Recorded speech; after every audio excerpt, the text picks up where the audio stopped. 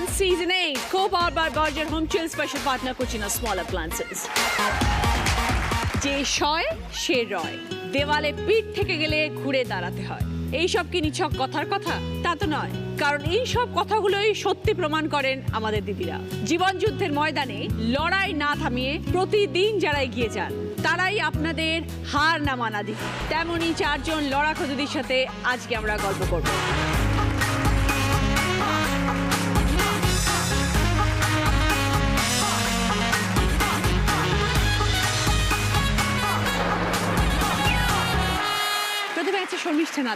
নমস্কার দিদি, আমি রাজারহাট থেকে এসেছি।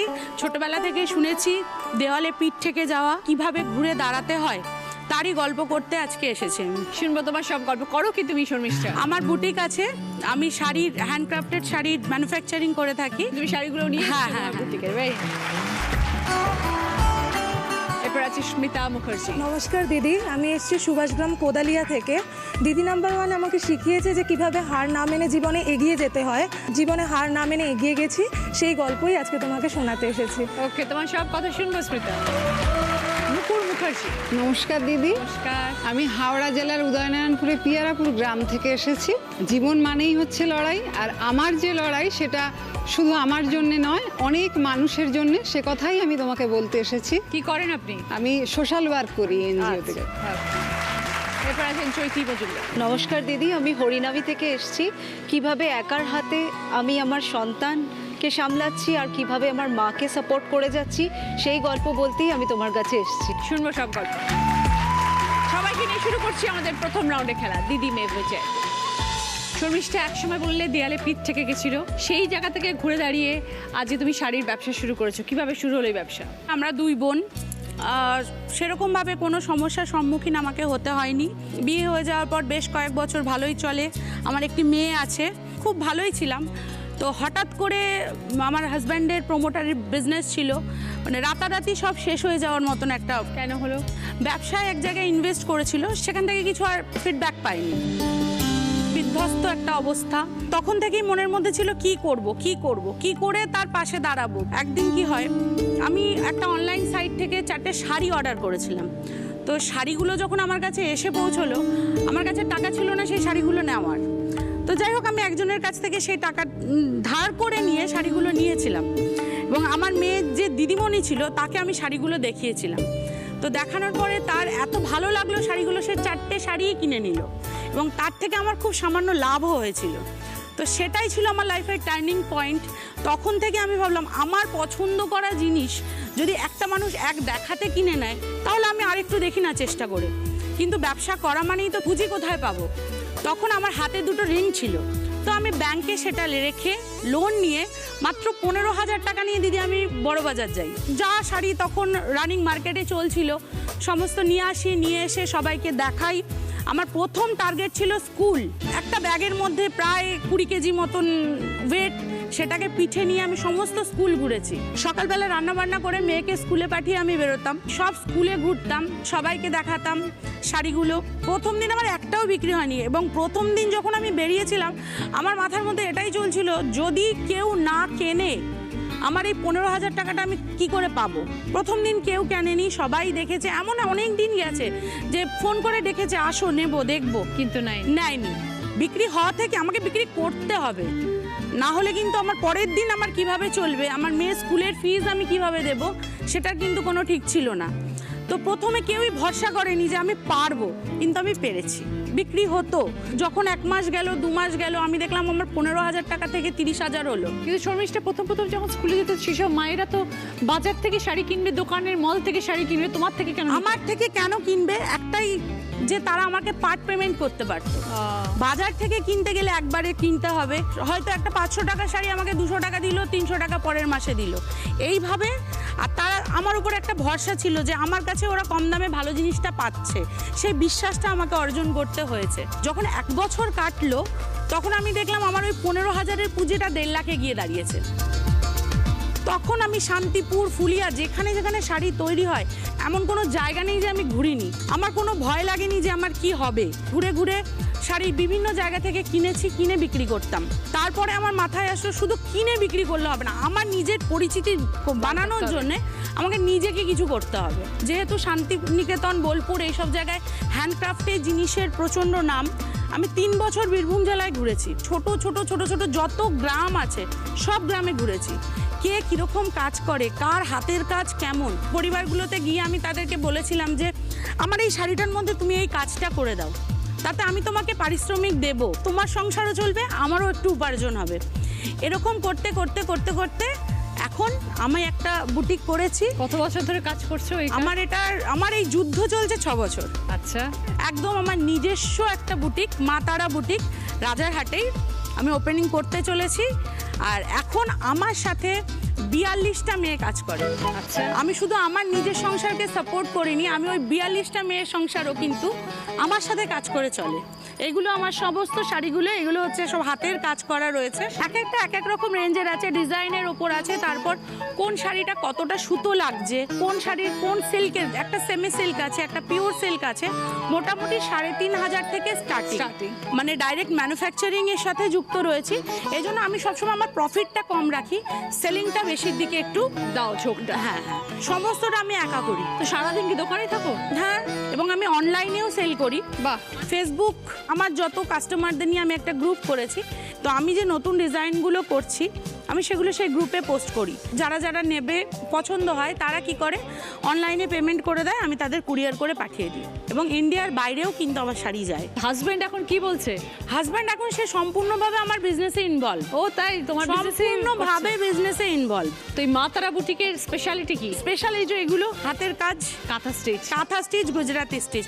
এবং আমি একটা শাড়ি এনেওছি আপনাকে গিফট দেওয়ার ও জন্য। Thank you so much.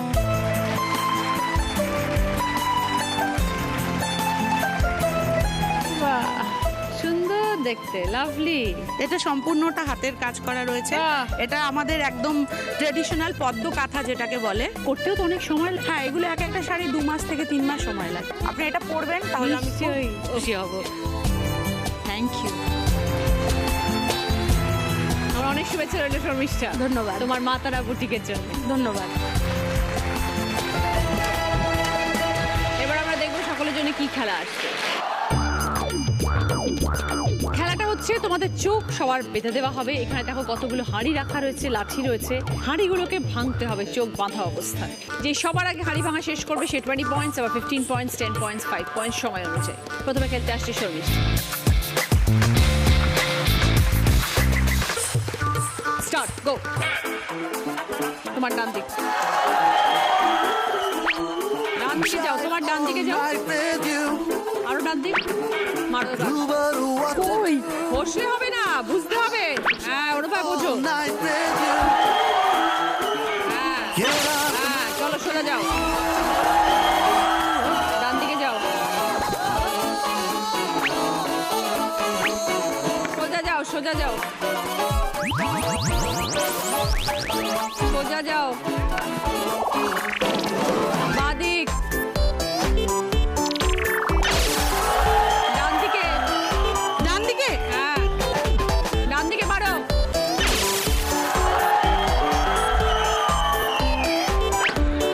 বাদিকে, বাদিকে যাও, বাদিকে, বাদিকে, পিছিয়ে এসো, আমার পায়ের সামনে, বাদিক, বাদিক, ডান দিক বাদিক করছিস।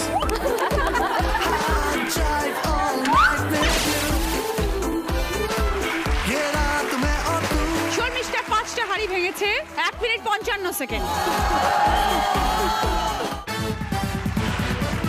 ফিরে এলাম ব্রেকের পর। আপনারা দেখছেন Didi number 1 season 8, co-powered by Berger Home Shield, special partner Cucina Small Appliances। এবার কথা বলবো স্মিতার সাথে। বলো স্মিতা, তুমি কি করো? অতিথি শিক্ষক, সুরেন্দ্রনাথ কলেজের শিয়ালদাতে। আচ্ছা, কি পড়াও? আমি পড়াই দর্শন। আচ্ছা, যৌথ পরিবারে বড় হয়েছি, কিছু তার সুবিধার দিক আছে, কিছু অসুবিধার দিক আছে। তো সুবিধার দিকের মধ্যে একটা জিনিস হচ্ছে সেখানে যৌথ পরিবারে আমরা সবাই খুব মূল্যবোধ শিখি, তো আমি সেটা আমার পরিবার থেকে শিখেছি। এবং আমার পড়াশোনার পাশাপাশি ছোট্টবেলা থেকে আমি আমার বাবার কাজের প্রতি আমার খুব আগ্রহ ছিল, যে বাবা কিভাবে কাজ করে। তো বাবা 1977 সাল থেকে নিউজ পেপারের বিজনেসের সাথে যুক্ত, এবং পাশাপাশি বাবা 1979 সাল তখন থেকে বাবা গ্রামীণ ডাক সেবকের কাজ করে পোস্ট অফিসে।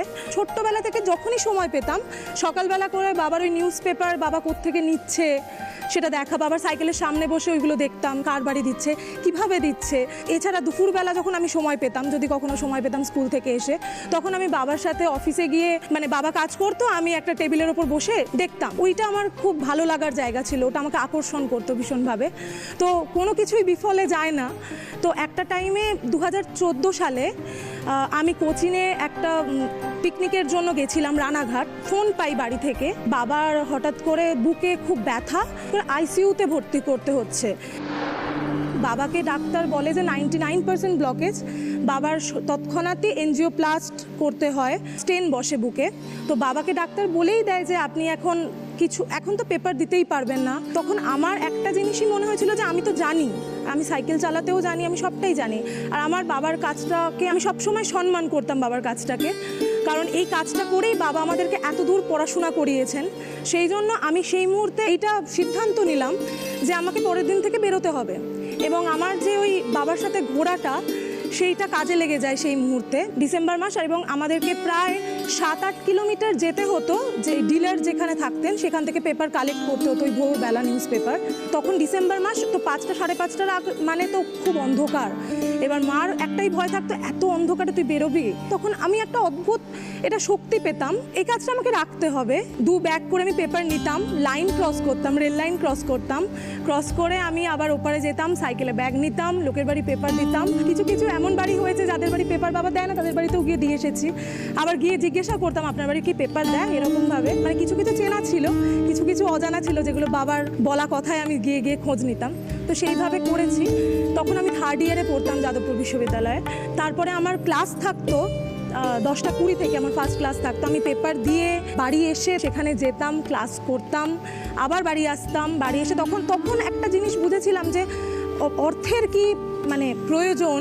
যে মেয়েটা মানে ধরা যাক যেটা হাঁটা রাস্তা, সেইটুকু রাস্তাও আমি অটোতে যেতাম, কিন্তু তখন আমার কাছে মনে হতো ওই 10 টাকাটাও খরচ করবো না, ওই 6 টাকাটাও আমার এখন প্রয়োজন। হ্যাঁ, যতদিন না বাবা সুস্থ হয়ে আসছেন, তখন ওই ক্রাইসিসটার মধ্যে আমি কিছুভাবে বুঝেছি যে অর্থের প্রয়োজনটা কতটা। সেখান থেকে আজকে তুমি কলেজের অধ্যাপিকা। হ্যাঁ। তো অনেকটা লম্বা জার্নি স্মিতা। গ্র্যাজুয়েশনে ফার্স্ট ক্লাস সেকেন্ড হয়েছি যাদবপুর থেকে, মাস্টার্সে আমি গোল্ড মেডেল পেয়েছি যাদবপুর থেকে। তারপরে এখন আমি এমফিল সম্পূর্ণ করেছি এই বছরই। তো আমি পিএইচডির জন্য চেষ্টা করছি। সত্যি একটা কথাই বলি যে পুঁথিগত বিদ্যাটা যথেষ্ট নয়, মানে নিজের বাবা মার পাশে সংকটের মুহূর্তে দাঁড়ানোটা এবং নৈতিকতা শেখা, এইটা বোধহয় আজকের সমাজে সব থেকে বেশি দরকার, যেটা হয়তো কিছুভাবে আমাকে আমার যৌথ পরিবার সাহায্য করেছে। সেই শিক্ষাটা দিয়ে আমার বাবা মা সাহায্য করেছে। বাবা সুস্থ আছেন? বাবা সুস্থ আছেন, বাবা চেক আপে থাকেন পুরো একদম। খুব ভালো থেকো স্মিতা, অনেক কষ্ট করে আজ এই জায়গায় এসে পৌঁছেছো। হ্যাঁ দিদি, অনেক কষ্ট করে সংসারে হাল ধরেছো, বাবা মার পাশে দাঁড়িয়েছো, আজ নিজের এই জায়গা তৈরি করেছো, এটাই তো সব থেকে বড় কথা। হ্যাঁ দিদি, আমি চাই আপনি আশীর্বাদ করুন, আমি যেন এইভাবেই বাবার পাশে সারা জীবন থাকতে পারি। একদম একদম, আর অনেক শুভেচ্ছা রইল স্মিতা।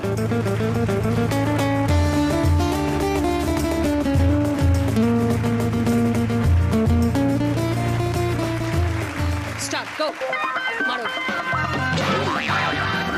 সোজা, এগিয়ে যাও, এগিয়ে যাও, এগিয়ে যাও, স্ট্রেট স্ট্রেট।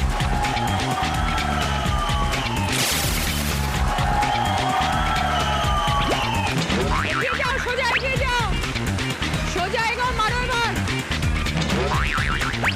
মারো, ডান দিকে মারো, ডান দিকে মারো, পায়ের সামনে মারো,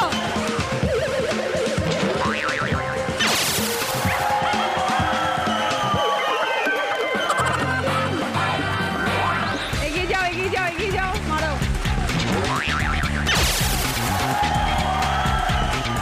স্মিতা খেলাটা শেষ করেছে 1 মিনিট 30 সেকেন্ড। ফিরে এলাম ব্রেকের পর। আপনারা দেখছেন Didi number 1 season 8, co-powered by Berger home shield, special partner Cucina small appliances.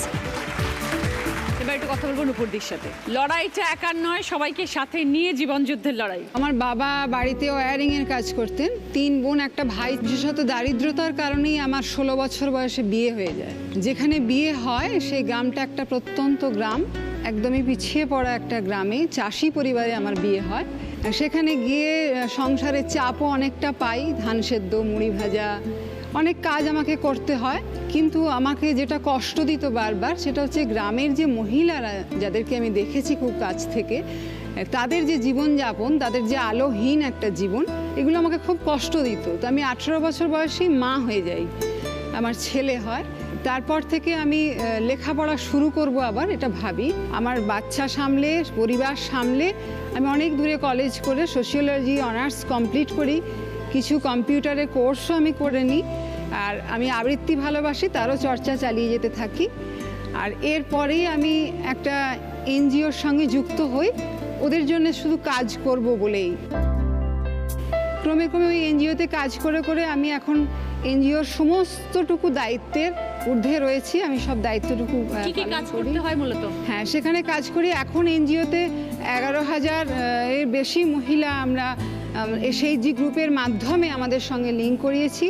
এই সমস্ত মহিলাদের নিজের পায়ে দাঁড়ানোর জন্য বিভিন্ন ডিপার্টমেন্ট থেকে, নাবার্ড, এসএইচজি, এমএসএমই, এদের হাতের কাজের ট্রেনিং দিয়েছি। যেমন টেলারিং, মাশরুম চাষ, হ্যান্ড এমব্রয়ডারি, জরির কাজ, বিউটিশিয়ান, এরকম অনেক কোর্স করানো হয়েছে। তারা নিজেরা কাজ করে। আমাদের এনজিওতেও ইউনিট আছে, সেই ইউনিটে ওরা এসে কাজ করে, বাড়িতেও কাজ করে। কাজ করার ক্ষেত্রে ওদের টাকার অসুবিধা হচ্ছিল বলে ওদের গ্রুপগুলোকে ব্যাংকের সঙ্গে লিঙ্কেজও করানো হয়েছে। তো দিদি, যেটা আমি অনেক জোর দিয়েছিলাম এই কাজের ক্ষেত্রে, সেটা হচ্ছে স্যানিটারি ন্যাপকিনের ব্যবহার, যেটা গ্রামে একদম ছিল না। তো আমি আমার সামনে একটি মেয়েকে ইনফেকশন হয়ে মারা যেতে দেখেছি। ওই জায়গা থেকে আমি অ্যাওয়ারনেস করে করে গ্রামে গ্রামে ঘুরে ঘুরে স্যানিটারি ন্যাপকিনের কাজ শুরু করি। আমি কোয়েম্বাটুরে মুরগানাথনের কাছেও যাই, ওনার কাছ থেকেও ট্রেনিং নিই এবং ওনার অ্যাসেম্বল করা মেশিন আমি এখানে নিয়ে আসি, আমার ইউনিটে বসাই এবং মেয়েদের সেখানে ট্রেনিং দিই। ওরা স্যানিটারি ন্যাপকিন নিজেরা তৈরি করে এবং গ্রামের মহিলারাও নেয়, এবং এর তো মার্কেট একটা আছেই, ওরা নিজের পায়ে দাঁড়িয়েছে। এখন খুব ভালো লাগে যে ওরা নিজেরা কাজ করতে, কাজের সঙ্গে যুক্ত আছে, অর্থনৈতিক দিক থেকে স্বাবলম্বী হয়েছে এবং প্রচুর মেয়ে কাজও পেয়েছে। প্রচুর মেয়ে কাজও পেয়েছে। আর একটা কাজ যেটা আমি করে থাকি সেটা হচ্ছে এই গ্রামীণ মহিলাদের শারীরিক আর মানসিক অত্যাচার সংসার থেকে এতটা পেতে হয় তো দেখেছি। সেক্ষেত্রে আমি একটা লিগাল এইড ক্লিনিক চালাই, ডিস্ট্রিক্ট লিগাল সার্ভিসেস অথরিটির আন্ডারে আমাকে অ্যাপয়েন্ট করা হয়েছে, আমি ওখান থেকে চালাই। এরা আমার কাছে এসে অভিযোগ জানায়, খুব ঘরোয়া পরিবেশে একটা কাউন্সেলিং করি এবং যাদের যাদের লিগাল দেয়ার এর দরকার আছে তাদের ক্ষেত্রে আইনি পরামর্শ দিই এবং আইনি সহায়তা সব রকমভাবে দিই। আরও দিদি দেখেছি যে গ্রামীণ যে বাচ্চারা, সব মায়েদের ইচ্ছা হয় যে আমরাও ইংলিশ মিডিয়ামে পড়াবো মহিলাদের। তাদের জন্য একটা বেশ বড়সড় ইংলিশ মিডিয়াম স্কুল আছে, যেটার আমি সেক্রেটারি। সেই স্কুলটা মানে নিজের মতো করে তৈরি করেছি। সেখানে স্মার্ট ক্লাস, আবৃত্তি, গান, কম্পিউটার, আঁকা, যোগা এবং ইংরাজিটাকে একটু বেশি চাপ দেওয়া হয়েছে। স্কুল করতে তো অনেক অর্থের প্রয়োজন। হ্যাঁ, অনেক অর্থের প্রয়োজন। সেটা আমাদের এনজিও থেকে অর্থটা এসে সেখান থেকে তৈরি হয়েছে। আমি নিজেও একটা শুধুমাত্র মহিলাদের জন্যে একটা দোকান করেছি, সেটা পুরোটাই মহিলা পরিচালিত। এই যে আমার লড়াই, এত মহিলারা আমাকে এখন এত ভালোবাসা পাই, আমি একটা আলো জ্বলেছে।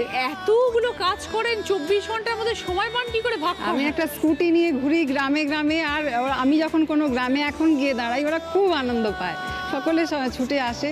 মানে ভালোবাসার ব্যাপ্তিটা যে এত বড় হতে পারে আমি বুঝতে পারি। কিন্তু আপনাকে সব দিকে খেয়াল রাখতে এবং সব জায়গায় যেতেও হয় নিশ্চয়ই। হ্যাঁ, সব দিকে খেয়াল করতে হয়, মিটিং করতে হয়, অনেক যেতে হয়। আমার এই মঞ্চে এমন দিদিরাও আছেন যারা শুধু নিজেদের এগোনোর কথার বদলে সমাজকে নিয়ে এবং সাথে সব মেয়েদেরকে নিয়ে এগোতে ভালোবাসেন। তার মধ্যে আপনি হচ্ছেন একজন অন্যতম নুপুরদি, যার গল্প আরও একবার সেটাই প্রমাণিত করে। ভালো থাকবেন নুপুরদি।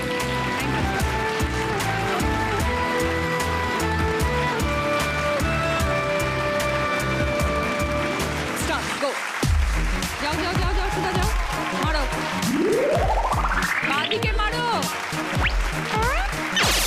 সোজা যাও, যাও বাদিকে, মারো। मोटर चला रोड में ये छोटे मोटर चला चौथा वाला गिर डाल तेज तू पगा ओ छोटे मोटर चला आजू बाजू में तू देख स्पीड पे तेरा ओ পিছিয়ে এসো लफंडे बोले मुझे বাজি কে দিয়ে এগিয়ে যাও बंदों की मैं कर देता हूँ खाट সোজা এগিয়ে যাও छोकरा मैं करे ना तू पटेली तेजी মারো ডান দিকে मारो हाथ है हथियार मेरा करूँ ऐसी जैसी जोड़ी करता मैं जो करता बिना किसी को के खेल है ये माइंड वाला शॉट में चल से सूखा रात है दिया खुला खुला शान से जिया रोकना कमाना मुझे यहाँ भर के स्टेट करके भारी हुआ टीम चल निकल ले নুপুরটি খেলাটা শেষ করেছেন 1 মিনিট 45 সেকেন্ড। চৈতি একা হাতে সন্তান মানুষ করছো, সংসারও করছো। হ্যাঁ দিদি, ছোটবেলা থেকে অনেক প্রতিকূল পরিস্থিতিতে বড় হতে হয়েছে। প্রচুর আর্থিক অনটন, ফিনান্সিয়াল ক্রাইসিসে বড় হয়েছি বাবা মার বাড়িতে। বাবা মার কাছে। যখন খুব ছোট বাবার হঠাৎ চাকরিটা চলে যায়, মানে কোম্পানিটা লক আউট হয়ে যায়। আমার পিসির বাড়ির নিচে একটি গ্যারেজ ছিল, ওখানে আমার বাবা একটি স্টেশনারি গুডসের দোকান দেয়। টাকা পয়সার অভাবে, ইনভেস্টমেন্টের অভাবে দোকানটা তেমন চলে না। আমার মা প্রচণ্ড কষ্ট করেন, ব্যাচকে ব্যাচ টিউশনস করতেন তখন। তারপর হোলসেল মার্কেট থেকে কাঁচা মাল কিনে পাবলিক বাসে ট্রাভেল করে গিয়ে দোকানে পৌঁছানো, ঘর বাইরে একসাথে সামলানো। আস্তে আস্তে যখন হায়ার ক্লাসেসে যাই তখন একদম ব্যবসাটা চলে না, মানে প্রায় দোকানটা বন্ধর দিকে। তো বাবা অনেক কষ্ট করে পড়ান। ক্লাস 10-এ স্টার পেয়ে আমি পাশ করি, মাধ্যমিক পাশ করি। এইচএসেও খুব ভালো রেজাল্ট নিয়ে পাশ করি, 75% মার্কস পাই। প্রচুর ব্যাচকে ব্যাচ টিউশন শুরু করেছিলাম এইচএসের পর, কিন্তু তারপরেও গ্র্যাজুয়েশন বিকম অনার্স নিয়ে খুব ভালো রেজাল্ট করে পাশ করি। সেক্টর 5 একটি বেসরকারি কোম্পানিতে একটা ভ্যাকেন্সি ছিল, তো গেলাম, ইন্টারভিউ দিলাম, দিয়ে সিলেক্টেড হলাম, অফার লেটার হাতে পেলাম। বাবার যে এক্সপ্রেশনটা আমি তখন কল্পনা করতে পেরেছি যে আমাদের এই পরিস্থিতির মধ্যে বড় হওয়া, এত কষ্ট করেছি। তারপরে চাকরি পেয়েছি। আমি চাকরি করতে করতে এমবিএ পড়ি, খুব ভালো পার্সেন্টেজ নিয়ে এমবিএ কমপ্লিট করি, করে ভালো চাকরি পাই। যেই এমবিএ কমপ্লিট করি আমার একটা বিয়ের প্রপোজাল আসে, দেখে শুনে আমার বিয়ে হয়। বিয়ের কয়েক মাসের মধ্যেই একটি দুর্ঘটনা হয়। বাবা বাইকে যাচ্ছিলেন, বাইকে যেতে যেতে হঠাৎ বাইক স্কিড করে যায়। অ্যাক্সিডেন্টে উইদিন 1 উইক, এক সপ্তাহের মধ্যে আমার বাবা মারা যান। বাবা মারা যাওয়ার পর আমার মাকে সামলানো খুব ডিফিকাল্ট হয়ে যায়। আমার শ্বশুরবাড়ির তরফ থেকেও সেরকম আমি সাপোর্ট পাইনি। আমি অফিস করে মার সাথে এসে যতটা টাইম পারতাম স্পেন্ড করতাম, দিনের পর দিন থাকতাম, আর্থিক সাহায্য করতাম, কারণ আমাদের দোকানটা বন্ধ হয়ে যায়। বাবা চলে যাওয়ার পর মার আর সেই মানসিকতা থাকে না যে সে দোকান চালাবেন। শ্বশুরবাড়িতে অনেক অবজেকশন ছিল যে কেন আমি সাপোর্ট করব, আমি চাকরি করছি, আমার পুরো টাকাটা যেন ওইখানেই আমি দিই, শ্বশুরবাড়িতে ইনভেস্ট করি, আমার মাকে কেন দেখতে হচ্ছে, সেটা নিয়ে অনেক অবজেকশন ছিল আমার শাশুড়ি মার, আমার হাজব্যান্ডের। তবুও আমি দাঁড়িয়েছিলাম। এত কষ্ট করে আমার বাবা মা আমাকে বড় করেছে, আমাকে মাকে দেখতেই হবে। ভাড়া বাড়ি নিয়ে মার সাথে থাকতাম, আর শ্বশুরবাড়িতেও থাকতাম, মানে সপ্তাহে 3 থেকে 4 দিন আমি মার সাথে থাকতাম, আর 3 দিন, বাকি 3 দিন কি 4 দিন আমি ওখানে থাকতাম। তো আস্তে আস্তে যেটা হলো, আমার শাশুড়ি মার এটা অবজেকশন যে কেন তুমি এটা করবে, কোনো আর্থিক সাহায্য কেন করছো, তোমার বিয়ে হয়ে গেছে, তুমি এখানে করো, এখানেই দেখাশোনা করো। তো আমার হাজব্যান্ডও বিয়ের 1 বছরের মধ্যে চাকরি ছেড়ে দেন, যে উনি ব্যবসা করবেন, মানে এটা আমাকে ঠিক জব্দ করার জন্য, আমার ঘাড়ে সব দায়িত্বটা যাতে চলে আসে শ্বশুরবাড়ি, তাই জন্য উনি চাকরি ছেড়ে দেন। সংসারে করতেন না সাহায্য, না আমাকেই পুরোটা দেখতে হতো। একদিকে তো মার এখানে রেন্ট, আর একদিকে শ্বশুরবাড়ির পুরোটা আমাকে সামলাতে হতো। আস্তে আস্তে দেখলাম আর পারা যাচ্ছে না। এর মধ্যেই আমার একটি সন্তান হয়, আমার এখন 4.5 বছরের ছেলে আছে একটি। তো আমি একদিন ডিসাইড করলাম যে এরমভাবে থাকা যাচ্ছে না। তো আমি আমার হাজব্যান্ডকে বলি যে দেখো কোনো একটা উপায় বার করো, কারণ কোনো ফিনান্সিয়াল সাপোর্টও নেই তোমার কাছ থেকে, তো কিছু একটা উপায় করো যাতে আমরা সবাই একসাথে থাকতে পারি। কোনো কিছুতেই রাজি নয়, তার কোনো অ্যাটাচমেন্টই তৈরি হয়নি তার বাচ্চার সাথে, বাচ্চার প্রতি দায়িত্ব, কর্তব্য কোনো কিছুই সে পালন করতো না। তখন তুমি ভাবলে যে মাকে আর বাচ্চাকে নিয়ে আলাদা হয়ে যাবে? হ্যাঁ, আমি অনেক চেষ্টা করেছি, অনেকভাবে বোঝানোর, আমাদের বাচ্চার ভবিষ্যৎ আছে, আমার প্রতি অ্যাটাচমেন্ট নাই বা হলো, বাচ্চার প্রতি তো একটু কর্তব্যটুকু তুমি করবে। সে কোনো কিছু সর্ট আউট করবে না, সে পরিষ্কার বললো যে না, আমি কিছু করতে পারবো না, একসাথে থাকা সম্ভব নয়। আমি বললাম ঠিক আছে, আমি তাহলে পুরোপুরি এই বাড়িতেই চলে আসছি, তাহলে একসাথে সবাই মিলে থাকছি, আমি মাকে দেখাশোনা করব। সেটাতেও তিনি রাজি নন। তো এখন কি অবস্থায় আছে চৈতি? অ্যাট প্রেজেন্ট আমরা সেপারেটেড। আমি তারপরে লোন নিয়ে অনেক কষ্ট করে একটি ফ্ল্যাট কিনি, আর অ্যাট প্রেজেন্ট আমার ছেলেকে মাকে নিয়ে ছেলেকে নিয়ে আছো? আমি আমার মাকে নিয়ে ছেলেকে নিয়ে আছি, সিঙ্গেল হ্যান্ডেডলি আমার ছেলেকে বড় করছি, চাকরিও করছি প্যারালালি। কিন্তু তোমার অনেক দায়িত্ব তাহলে এখন। অনেক দায়িত্ব দিদি, তোমাকে সবকিছু দেখতে হচ্ছে। একদম। মাকে, বাচ্চাকে, এত বড় একটা জীবন পড়ে আছে তোমার চৈতি। নিজের পায়ে দাঁড়ানো ভীষণ দরকার চৈতি। আজ তুমি মাথা তুলে দাঁড়াতে পেরেছো এবং লড়াই করতে পেরেছো, কারণ তুমি জানো যে তোমার রোজগার করার ক্ষমতা আছে, তুমি রোজগার করো দুটো পয়সা।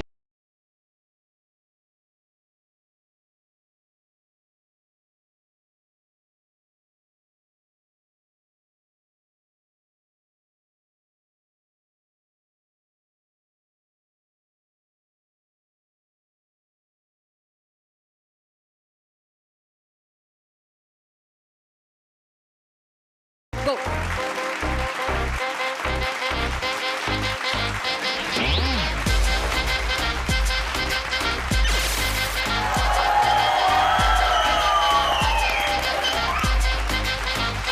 মারো, ডান দিকে মারো। তাড়াতাড়ি যাও, তাড়াতাড়ি হাঁটো, বাঁদিকে যাও।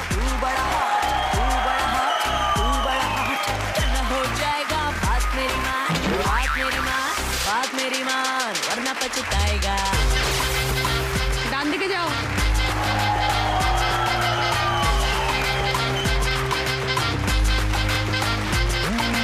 बाहों से क्यूटी फरार हो जाएगी, তোমার বাঁদিক। ढूंढते रहोगे नजर न आएगी। বাঁদিকে যাও, नई वाली जा, মারো। नई वाली जा, धोखा देकर जाएगी पुरानी गर्लफ्रेंड, पुरानी गर्लफ्रेंड। পিছিয়ে এসো, পিছিয়ে এসো, তাড়াতাড়ি এসো, এখনো বাকি আছে। বাঁদিকে যাও, মারো এবার, মারো, এগিয়ে গিয়ে মারো, লেফটে মারো, আর একটু এগাও, तुझे हट कर আর একটু एगाओ।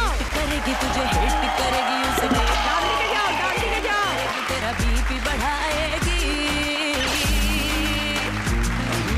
नई वाली চৈতির টাইম 3 মিনিট 25 সেকেন্ড। ফার্স্ট পজিশনে আছে স্মৃতা 20 পয়েন্টস, সেকেন্ড পজিশনে আছে নূপুরদি 15 পয়েন্টস, থার্ড পজিশনে আছে শর্মিষ্ঠা 10 পয়েন্টস, ফোর্থ পজিশনে আছে চৈতি 5 পয়েন্টস। স্মৃতার পছন্দ টোস্টার, নূপুরদির পছন্দ এয়ার ফ্রায়ার, শর্মিষ্ঠার পছন্দ পুষ্পা ফার্নিচার তরফ থেকে ড্রেসিং টেবিল, চৈতির পছন্দ থার্মোফ্লাস্ক, সকলের জন্য ভদ্রেশ্বর লাল বাবা রাইসের তরফ থেকে মিনি কেক চাল। শুরু করবো আমাদের second round, Cucina small appliances presents হয় তুমি নয় আমি। আজকের আমাদের স্পেশাল গেস্ট পিউ এবং অরিত্র। প্রথম গানের প্রশ্ন, সঠিক উত্তর দিলে গিফট পাবে লালম অয়েল প্লাসের তরফ থেকে লেডিস ব্যাগ। নামে ডেকে বলবো তোমাকে, মন্দ করেছে আমাকে ওই দুটি চোখে। কি নামে ডেকে বলবো তোমাকে, মন্দ করেছে আমাকে ওই দুটি চোখে, মন্দ করেছে আমাকে ওই দুটি চোখে, মন্দ করেছে আমাকে ওই দুটি চোখে। গানের কথা অনুযায়ী কোন ইন্দ্রিয়ের উল্লেখ আছে? বলো স্মৃতা। চোখ। দারুণ। 5 পয়েন্ট, সঙ্গে লালম অয়েল প্লাসের তরফ থেকে লেডিস ব্যাগ। দ্বিতীয় প্রশ্ন, সঠিক উত্তর দিলে গিফট পাবে কুচিনা স্মল অ্যাপ্লায়েন্স তরফ থেকে মিক্সার গ্রাইন্ডার। অনেকগুলো অক্ষর ঘোরাফেরা করছে, একটা অক্ষরে গিয়ে আটকে যাবে, সেই অক্ষরটা দিয়ে গান শোনা যাবে। স্মৃতা। अभी मुझ में कहीं बाकी थोड़ी सी है जिंदगी। একদম 5 পয়েন্টস, সঙ্গে কুচিনা স্মল অ্যাপ্লায়েন্স তরফ থেকে মিক্সার গ্রাইন্ডার। হয়ে যাক।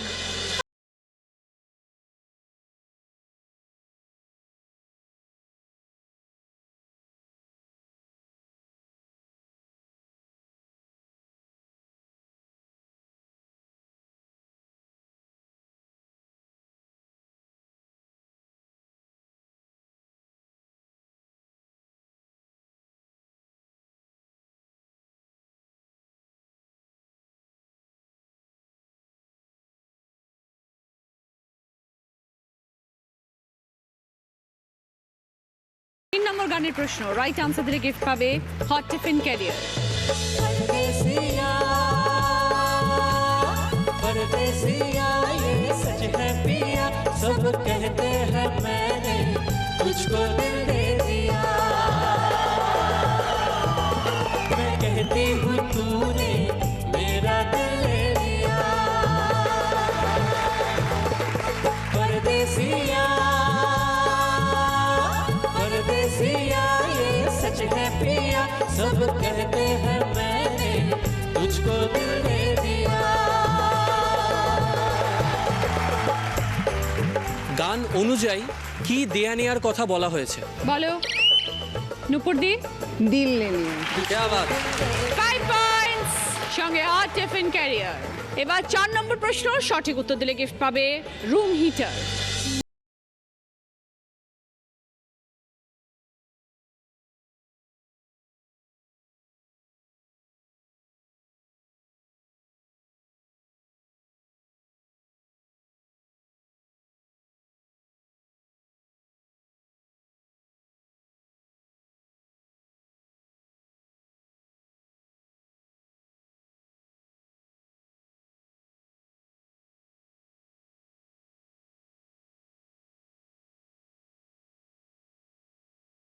গানে কোন ঋতুর উল্লেখ আছে?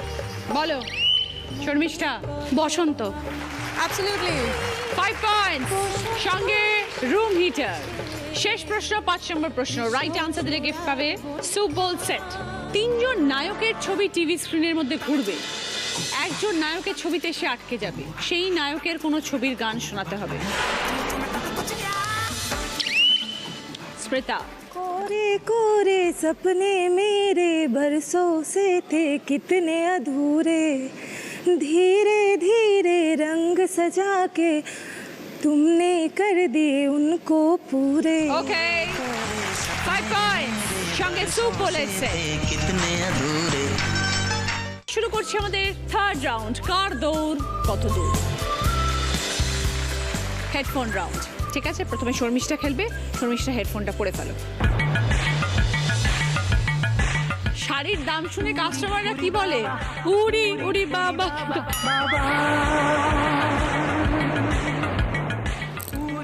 বুটিক, বুটিক বলো, বুটিক। প্রজেক্ট, মেশিন, বাজি। Machine, machine, machine. Sari, sari. মজুরি, মজুরি, মজুরি। পিকো, মেট্রো। পিকো, পিকো, ম্যাও। পিকো, পিকো, বুঝতে পারছেন? পিকো, বেরো। বেরো, বুটিক। 3টে সঠিক, 6 পয়েন্টস। যে দুটো পারলে না, প্রথমটা ছিল বুটিক, লাস্টেটা ছিল পিকো। পিকো, আচ্ছা। পরীক্ষা হলে স্টুডেন্টদের কি বলো? চোখে চোখে কথা বলো মুখে কিছু বলো না। আরে ভগবান!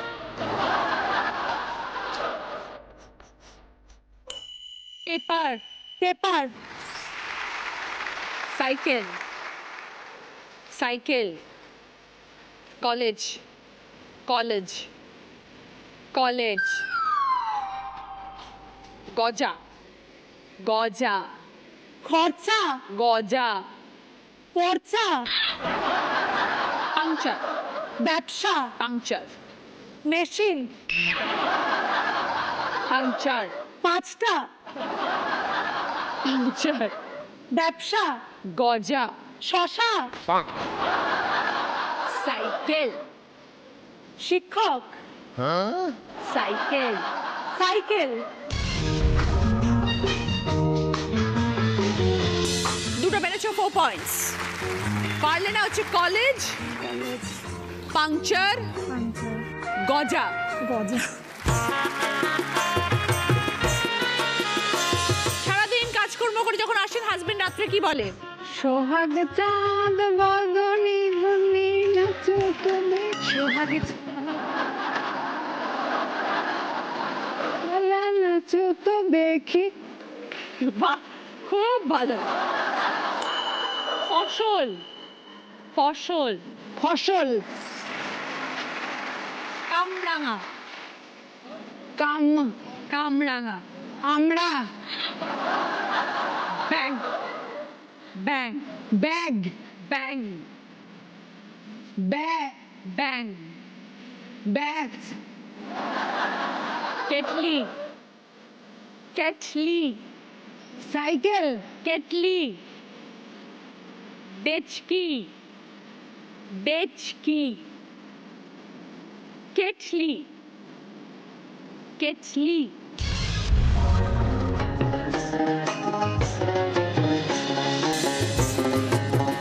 একটা পেরেছো, 2 পয়েন্টস। যেগুলো পারোনি বলে দি। কামরাঙা, 3 নম্বর ছিল ব্যাং, 4 নম্বর ছিল কেটলি, 5 নম্বর ছিল ডেচকি। এই মঞ্চে দাঁড়িয়ে সবাইকে কি বলবে? যদি তোর ডাক শুনে কেউ না আসে তবে একলা চলো লড়ে। যদি তোর ডাক শুনে কেউ না দোকান, দোকান, তবে একলা চল, ছাকনি, চাটনি, ছাকনি, তবে একলা চাকরি, ছাকনি, চলো, একলা চলো, ভাড়াটে, ভাড়াটে, তবে একলা চলো, ঝুমকো, শুভ, ঝুমকো, শুভ, ঝুমকো, কলা, কলা, ঝুমকো, চুপ, ঝুমকো, চুপ কর, ঝুমকো, শুভ, ঝুমকো, চুপ কর,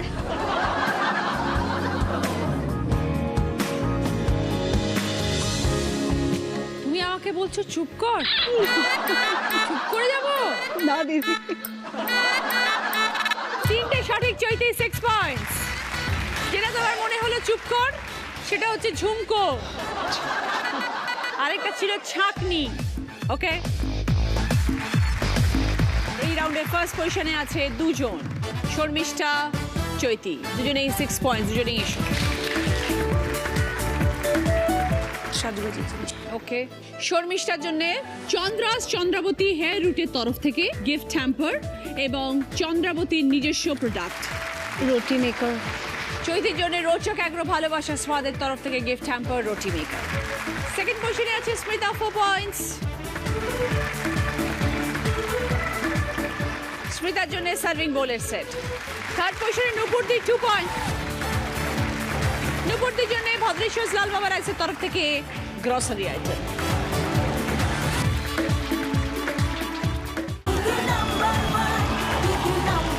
শুরু করবো আমাদের শেষ রাউন্ড, বুদ্ধিতে বাজিমাত।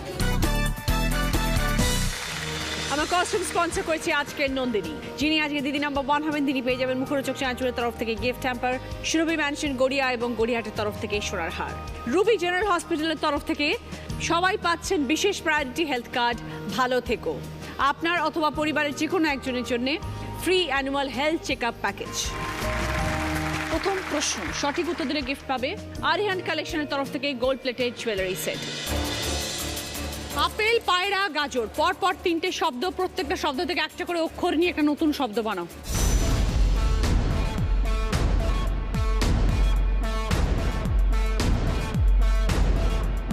এবার বলো। শর্মিষ্ঠা, পেপার, বোঝাও। আপেলের পে, পায়রার পা, গাজরের র। 20 পয়েন্টস, সঙ্গে আরিয়ান কালেকশনের তরফ থেকে গোল্ড প্লেটেড জুয়েলারি সেট। দ্বিতীয় প্রশ্ন সঠিক উত্তর দিলে গিফট পাবে স্যান্ডউইচ গ্রিল। তোমার মামি, তার শাশুড়ি, তার একমাত্র জামাই তোমার কে?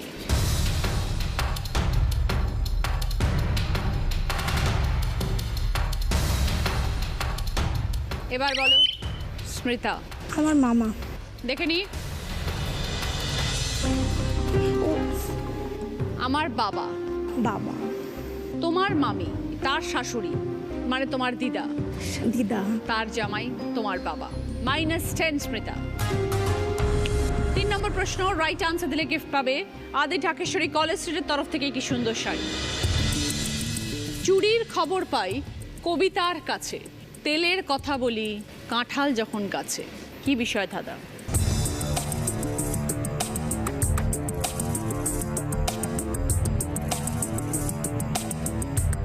এবার বলো স্মৃতা। গোফ। বোঝাও। চুরির খবর পাই কবিতার কাছে, কোনো কবিতাতে আছে গোফের কথা, সেখানে ওই চুরির কথা আছে। তেলের কথা বলি মানে গোফে তেল দেওয়া, কাঁঠাল যখন গাছে মানে গাছে কাঁঠাল গোফে তেল, এই কথাটা আমরা বলি। সুকুমার রায়ের একটি কবিতা আছে গোফ চুরি, সেই জন্যে গোফ। 20 পয়েন্টস সঙ্গে আদি ঢাকেশ্বরী কলেজ স্ট্রিটের তরফ থেকে এই শাড়ি। 4 নম্বর প্রশ্ন সঠিক উত্তর দিলে গিফট পাবে উপাসনা মাস্টার অয়েলের তরফ থেকে 4.1 অডিও স্পিকার এবং সঙ্গে গিফট হ্যাম্পার। পাশাপাশি ক্লু, দিদিদের থেকে পাই গুণগান গেয়ে যাই। ওপর নিচে ক্লু, চোখে আসতে দেব না জল, রাখবো যেমন মনোবল।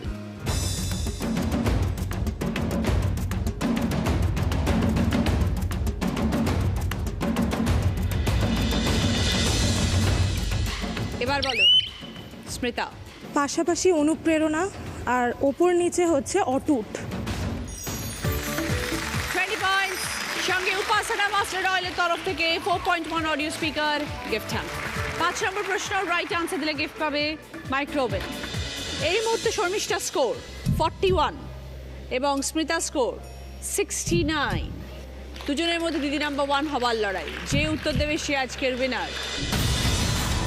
ছবিটা ক্লু শূন্যস্থান পূরণ করো।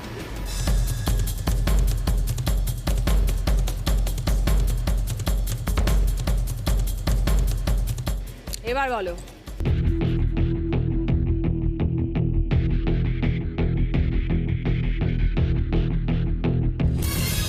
প্রথম সুযোগ চলে গেল, এবার আমরা দ্বিতীয় সুযোগে খেলবো। এবার পারলে 20 পয়েন্টস, নচেত -10। কিছু অক্ষর যোগ হবে, দেখো দুটো অক্ষর যোগ হয়েছে। এবার বলো চৈতি। মাটি কামড়ে পড়ে থাকা। 20 পয়েন্টস সঙ্গে মাইক্রোওভেন। শেষ প্রশ্নে যাওয়ার আগে যার স্কোর সব থেকে বেশি সেই উইনার। আজকে Didi number 1 Smrita Mukherjee with 69 points. স্মৃতার জন্য রয়েছে এবার জ্যাকপট রাউন্ড, যেটা খেলে জিততে পারলে পাবে জি বাংলা এবং সেনকোগোল্যান্ড ডায়মন্ডসের তরফ থেকে সোনার গিফট। সময় শুরু হচ্ছে এখন, স্টার্ট। কালাকাদ, নলেনগুড়, নাইলন, সানাই, হামাগুড়ি। হামাগুড়ি, নাইলন, কালাকাদ, হামাগুড়ি, কালাকাদ, নাইলন। হামাগুড়ির পর সানাই, তারপর নাইলন, তারপর নলেনগুড়, লাস্টে কালাকাদ। শর্মিষ্ঠা তোমার উইনারের ট্রফি স্মৃতার। দিদি নাম্বার 1 এর ব্যাজ সুরভি ম্যানশন গড়িয়া এবং গড়িয়াটের তরফ থেকে এই সোনার হার। দিদি নাম্বার 1 এর স্যাশ। মুখরোচক চানাচুরের তরফ থেকে গিফট হ্যাম্প। আদি ঢাকেশ্বরী কলেজ স্ট্রিটের তরফ থেকে গিফট ভাউচার। সকলের জন্য রুবি জেনারেল হসপিটালের তরফ থেকে বিশেষ প্রায়োরিটি হেলথ কার্ড। ভালো থেকো আপনি অথবা আপনার পরিবারের যে কোনো একজনের জন্য free annual health check up package. মিয়ামরের তরফ থেকে দিদি নাম্বার 1 কে। মিয়ামরের তরফ থেকে সকলের জন্য গিফট হ্যাম্প। আজকের মতন এই পর্যন্তই। আশা করি আমাদের পর্ব আপনাদের সবাইকে আনন্দ দিয়েছে। আগামীকাল দেখা হবে 4 জন নতুন দিদিকে সঙ্গে নিয়ে। ভালো থাকবেন সবাই, এরপরে দেখবেন আলোচনা।